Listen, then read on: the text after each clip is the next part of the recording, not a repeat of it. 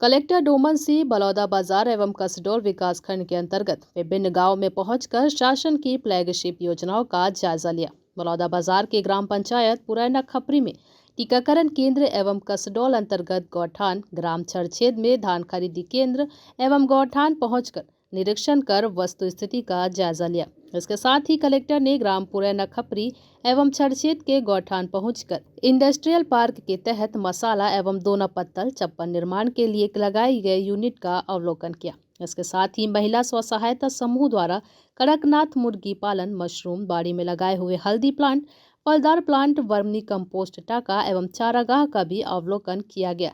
इस दौरान कलेक्टर डोमन सिंह ने महिला स्व सहायता समूह के कार्यों की प्रशंसा की। उन्होंने जनपद पंचायत सीईओ को निर्देश देते हुए कहा कि सभी गौठानों में अनिवार्य रूप से गोबर खरीदी सतत रूप से जारी रहना चाहिए।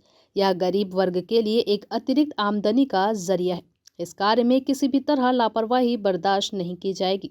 इस दौरान महिला समूह के सदस्यों ने कलेक्टरों को पिछले साल वर्मी कंपोस्ट के संबंध में बताया, जिसके अनुसार पुरैना खपरी में 1,59,000 रुपए एवं छरछेद में 1,53,000 की अतिरिक्त आमदनी हुई है।